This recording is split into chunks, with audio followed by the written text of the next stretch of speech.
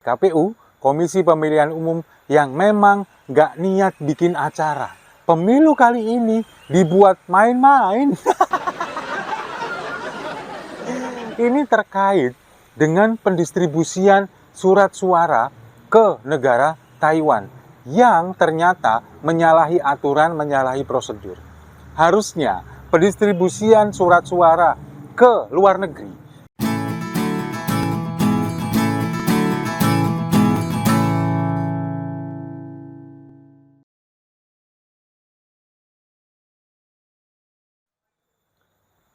Salam damai untuk Indonesia, berjumpa lagi bersama saya, Papa Dimas. Info kali ini datangnya dari KPU, Komisi Pemilihan Umum yang memang nggak niat bikin acara. Pemilu kali ini dibuat main-main. Ini terkait dengan pendistribusian surat suara ke negara Taiwan yang ternyata menyalahi aturan, menyalahi prosedur.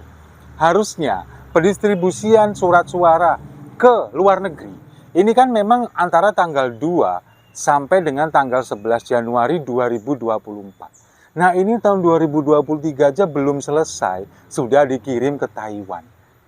Sejumlah 31.276 surat suara ini sudah didistribusikan ke sana dan sudah dicoblos oleh pemilih yang ada di Taiwan. Dan itu pada akhirnya KPU membuat klarifikasi bahwa mereka ini lalai katanya. Ini adalah sebuah kelalaian. Nah, pertanyaan dari saya, ini lalai atau mau main curang? Tapi kalau kita melihat KPU kemarin ketika melakukan klarifikasi, klarifikasinya ini hanya sebuah pembelaan secara teknis, bukan berbentuk pertanggungjawaban. Pembelaan secara teknisnya seperti apa? Mereka akan menggantikan surat suara yang 31.276 itu dengan surat suara yang baru. Nanti akan didistribusikan pada tanggal 2 Januari sampai tanggal 11 Januari. Dan surat suara yang sudah tercoblos sekarang ini dianggap surat suara yang rusak dan surat suara tidak sah. Maka surat suara nanti yang akan dikirimkan ini akan ditandai dengan tanda bahwa ini adalah surat suara yang baru untuk membedakan dengan surat suara yang sudah tercoblos kemarin. Nah, ini adalah solusi teknis. Tapi klarifikasi dari Hasyim Asyari ini kemudian belum memberikan pertanggungjawaban. Nah, bentuk pertanggungjawabannya seperti apa? Nah, kelalaian mereka ini loh, bahwa PPLN ini loh, panitia pemilihan yang ada di luar negeri, yang harusnya bertanggung jawab kepada KPU, kenapa bisa melakukan sesuatu tanpa koordinasi, seperti berjalan sendiri-sendiri. Nah, mungkin bagi KPU, ini adalah sebuah lelucon. Ini adalah sesuatu yang bisa dimaklumi, menganggap bahwa masyarakat ini bodoh-bodoh. Padahal zaman sekarang, ini segala sesuatu ini bisa terekspos dengan mudahnya. Mungkin pola pikirnya Hasyim Asyari, Ketua KPU, ini masih pola pikir zaman Orde Baru dulu. Nggak usah jauh-jauh ke zaman Orde Baru dulu lah. Zaman pemerintahan Presiden SBY, pemilu 2009. Ini kan terjadi banyak kecurangan. Pada waktu itu, masyarakat belum bisa seperti sekarang. Karena era zaman dulu, media sosial di negara kita belum semasif sekarang. Tapi sekarang ketika era media sosial sudah menyeluruh, kemudian banyak kita bisa mudah mengakses. Kejadian seperti kemarin dengan mudahnya kita bisa melihat, apalagi di media sosial. Ini kan kemarin gara-gara salah satu orang WNI yang ada di luar negeri, kemudian memposting di akun TikToknya dia. Dia mendapatkan surat suara, kemudian sudah dibuka, dan akan dipilih, akan dicoblos. Mungkin KPU beranggapan bahwa ini adalah sesuatu yang biasa, bahwa ini adalah bukan sesuatu pelanggaran. Tapi bagi kita, bagi masyarakat yang normal, masyarakat yang waras, ini adalah sebuah kecerobohan yang fatal. Ini adalah sebuah pelanggaran yang tidak bisa ditolerir. Karena apa? Karena syarat akan kecurangan nantinya. Bagaimana surat suara yang harusnya belum didistribusikan, sudah nyampe ke sana, kemudian sudah dibuka, di-upload di media sosial, dilihat semua orang di seluruh Indonesia. Coba bayangkan, apakah tidak ada potensi kecurangan di sana? Sangat besar. Apalagi ketika sudah ditutup, dicoblos, kemudian dimasukkan ke dalam pos, dikirimkan lagi ke Indonesia. Potensi kecurangan sangat besar.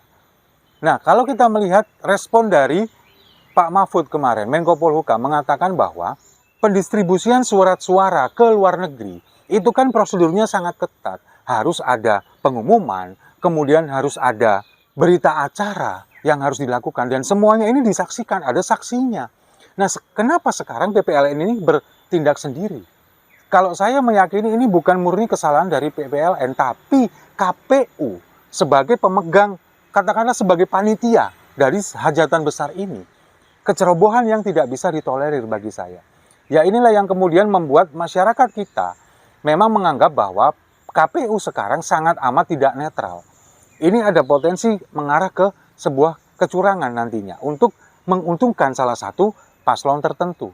Itu adalah yang stigma yang sekarang ada di masyarakat. Nah, kita tidak bisa menyalahkan itu. Memang itu kenyataan yang terjadi. Bahkan netizen di media sosial sekarang justru malah kejem-kejem. Justru malah mereka ini menguak segala macam kebusukan dari KPU, terutama Hasyim Asy'ari. Bagaimana proses ketika mereka kemudian menerima pendaftaran dari Gibran Rakabuming Raka yang dianggap cacat, yang dianggap melanggar etik.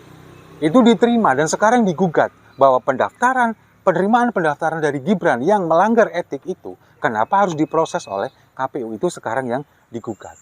Lalu kemarin juga diungkit lagi bagaimana tentang prosedur format debat yang kemudian diutak-atik seenak udelnya sendiri mendekati hari H, kemudian ada podium tiba-tiba, lalu kemudian tiba-tiba A, B, C, D, dan lain sebagainya.